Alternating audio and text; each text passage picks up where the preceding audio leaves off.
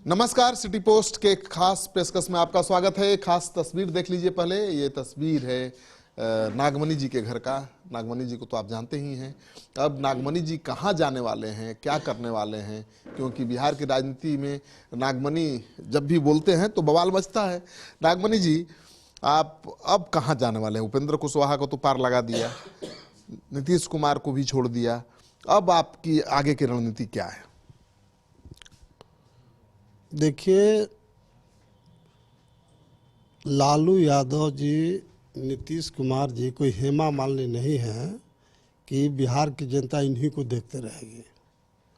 अब बिहार में हम लोग सभी जाति संप्रदाय को लेके एक नया विकल्प जल्दी तैयार कर रहे हैं और हम समझते हैं कि 15 दिन 1 महीना के अंदर में जो हम लोग की योजना है, प्लानिंग है, उसको बिहार की जनता के सामने प्रस्ताव पेश करेंगे और बिहार की जनता बिल्कुल उसको स्वागत करेगी। जिस तरह से आप सब्जी बाग में गए, आपने सभा की और जो कुछ बोला, उससे तो तस्वीर साफ हो गई है कि आप क्या करने वाले हैं। आप ओवैसी जी को साथ लेकर चलने वाले हैं। देखिए, ओवैसी साहब के बारे में मीडिया में गलत प्रचारित किया गया कि ओवैसी साहब सिर्फ मुसलमानों के लिए बोलते हैं, जबकि वह लंदन से बैरिस्ट्री करके आए हैं और बराबर वह मुसलमानों के हक के साथ साथ पिछड़ों और दलितों और ऊंची जात के गरीबों की बात करते हैं। और मैं 5-7 दिन पहले ओवैसी साहब से खुद मैं जाके हैदराबाद में मिला। 1-1.5 घंटा मेरी बात हुई और सभी बिंदुओं पर बात हुई और मैंने बिल्कुल स्पष्ट कहा कि आपके बारे में पूरे देश में, खास तौर से बिहार, झारखंड, उत्तर प्रदेश में माइनॉरिटी क्लास के लोग बोलते हैं कि ओवैसी साहब बीजेपी के बी टीम हैं। क्यों बोलते हैं? उसका कारण एक ही है कि आपके साथ अभी तक सिर्फ मुसलमान है। जब तक हिंदू में सो कॉल्ड बैकवर्ड, दलित या पर कास्ट के लोग आपके साथ नहीं जाते हैं, तो मुसलमानों का एक ही टारगेट शुरू से रहा है आज़ादी के बाद कि बीजेपी को हराना, बीजेपी को सत्ता से हटाना। और यही कारण है क्योंकि आपके साथ कोई बैकवर्ड दलित लीडर नहीं जुटा, बैकवर्ड दलित जनता नहीं जुटी, इसीलिए मुसलमानों को डर बराबर रहता है। जो मुसलमान का सोच बिल्कुल सही है और उन्होंने स्पष्ट रूप से कहा कि बिल्कुल सही है। मैंने उनको कहा कि आप योजना बनाइए, हम लोग योजना बना रहे हैं और बड़े पैमाने पर हर राज्यों में आप बैकवर्ड दलित के हाथों में नेतृत्व दीजिए विभिन्न राज्यों में, और हम लोग सब मिल करके, बैकवर्ड दलित मिल करके आपको देश का हम लोग प्रधानमंत्री बनाएंगे। क्योंकि कांग्रेस का भी नेतृत्व 0 पर चला गया है। सोनिया गांधी अब मिमिया रही है। अपने देश में आपको लगता है कि कोई अल्पसंख्यक प्रधानमंत्री या मुख्यमंत्री बन पाएगा? यहाँ कश्मीर छोड़ दीजिए तो कहीं बना है क्या? भैया नहीं बना, यही तो चीज है, बना नहीं है, बनाना है ना। जब हम लोग बैकवर्ड दलित मुसलमान आदिवासी जुट जाएंगे तो ये थोड़े कहीं संविधान में लिखा हुआ कि मुसलमान देश का प्रधानमंत्री नहीं बन सकता है। मेरी प्लानिंग है कि पूरे देश के सभी राज्यों में जो बैकवर्ड दलित का जो अन्य तमाम तबका है, जो सुटेबल लीडरशिप है, उस लीडरशिप को हम अलग कर देंगे। जब सब राज्यों में हमारी सरकार बनेगी तो निश्चित रूप से ओवैसी साहब के नेतृत्व में अगर काम होगा तो उनको हम लोग प्रधानमंत्री बनाएंगे। मुझे लगता है कि अल्पसंख्यक तो उसी के साथ खड़े होंगे जो बीजेपी को मात दे दे। आपने भी कहा तो बिहार में अभी तो बीजेपी या एनडीए को मात देने में सक्षम केवल महागठबंधन ही है। नागमणि जी, क्या उसका विकल्प बन पाएंगे आप लोग? देखिए, मुझे हंसी आता है इस बात का कि जब बिहार में जो हमारी योजना है, आप थोड़ा सा आप लोग इंतज़ार करिए, योजना को इम्प्लीमेंट करने दीजिए।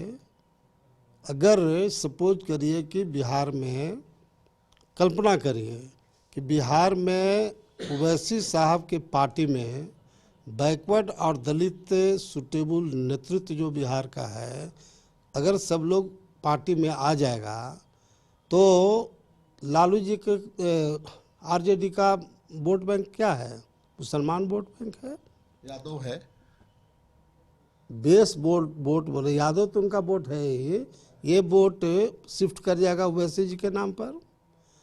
नागमणि ऐसे लोग जब आएंगे सपोज करिए तो कुशवाहा नीतीश के यहाँ से, नीतीश का बेस वोट क्या है? उनका तो कुर्मी 1.5% वोट ही है बिहार का, तो 10% हमारा कुशवाहा वोट शिफ्ट कर जाएगा। तो आरजेडी का क्या वैल्यू रहेगा, नीतीश जी का क्या वैल्यू रहेगा?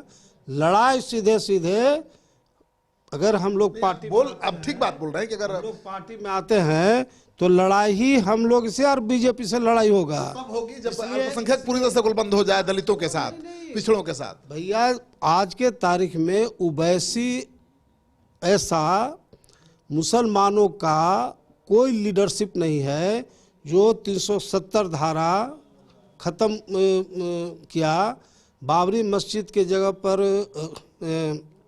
राम मंदिर बनाने का हुआ। हिंदुस्तान के जितने सेकुलर पार्टी है, चाहे कांग्रेस हो, चाहे आरजेडी हो, जेडीयू हो, या जो भी देश का, किसी ने बोलने का साहस नहीं किया, एक भी किसी ने स्टेटमेंट दिया।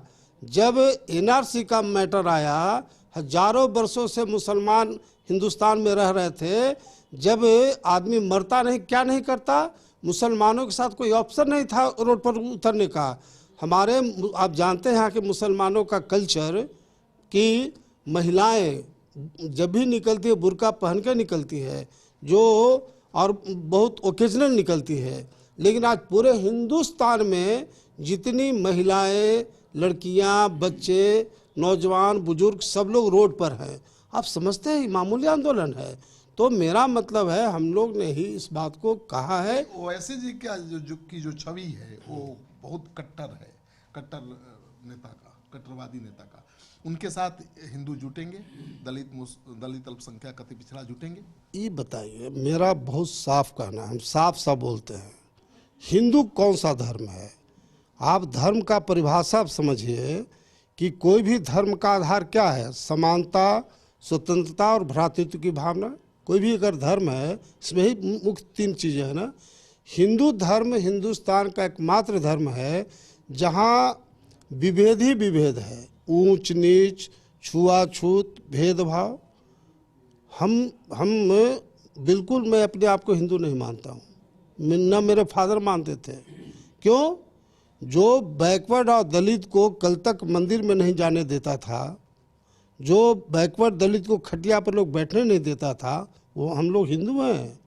हिंदू तो तथाकथित जो ऊंची जात के लोग हैं उनके प्रोटेक्शन में हिंदू धर्म रहा है, बना है। इसलिए अब बैकवर्ड और दलित को कोई बेवकूफ़ नहीं बना सकता। हिंदुत्व का की ये परिभाषा जो आप समझा रहे हैं, आपके अति पिछड़े और दलित समाज के लोग समझ जाएंगे? बिल्कुल, सब सही जगदेव प्रसाद का फॉलोवर है बिहार में। अल्पसंख्यक गुलबंद हो जाएंगे आप लोगों के पक्ष में, ओवैसी के पक्ष में? भैया, जब ओवैसी से सुप्रीम नेता कोई है ही नहीं, पूरा देश से ओवैसी जी के नेतृत्व मुसलमान चल रहा है। चलिए, कब ऐलान होगा इस नए समाज राजनीतिक समीकरण? और हम लोग 4 तारीख को हमारी बैठक है कुछ इम्पोर्टेंट लोग के साथ। उसके बाद ओवैसी जी से जाके मिलके बात करेंगे और पटना गांधी मैदान में रैली होगा। रैली बता देगा कि किसमें कितना दम है। और आज नागमणि फिर से जब नागमणि संकल्प लिया है, सरकार बिहार में परिवर्तन हुआ है और बिल्कुल जल्दी ही हम लोग इस योजना को मूर्त रूप देंगे। तो आपने सुन लिया, नागमणि का दावा है कि जब नागमणि ने संकल्प लिया है, सरकार को हिलाकर रख दिया है, सरकार को बदल दिया है। अब इन्होंने एक संकल्प लिया है नया राजनीतिक समीकरण बनाने का, और ये समीकरण ये है कि ओवैसी, आपने नाम सुना होगा, उनकी पार्टी की कमान ये बिहार में संभालेंगे, और जो अति पिछड़े समाज के लोग हैं, जो दलित समाज के लोग हैं और अपर कास्ट के जो गरीब लोग हैं, उनको पार्टी से जोड़कर एक तीसरा मोर्चा बनाएंगे। मकसद साफ है, आरजेडी जेडीयू को कमज़ोर करना है और बीजेपी को शिकस्त देना है। इनके दावे में कितना दम है ये तो आप तय करेंगे। और कमेंट बॉक्स में जाइए, अपना कमेंट लिखिए। अगर आपने अब तक हमारा चैनल सब्सक्राइब नहीं किया है तो कर लीजिए। आपका सहयोग समर्थन लगातार मिल रहा है। पिछले 1 साल में 11 करोड़ लोगों ने हमारे चैनल को देखा है, 6 लाख लोगों ने सब्सक्राइब किया है। आप भी सब्सक्राइब करिए।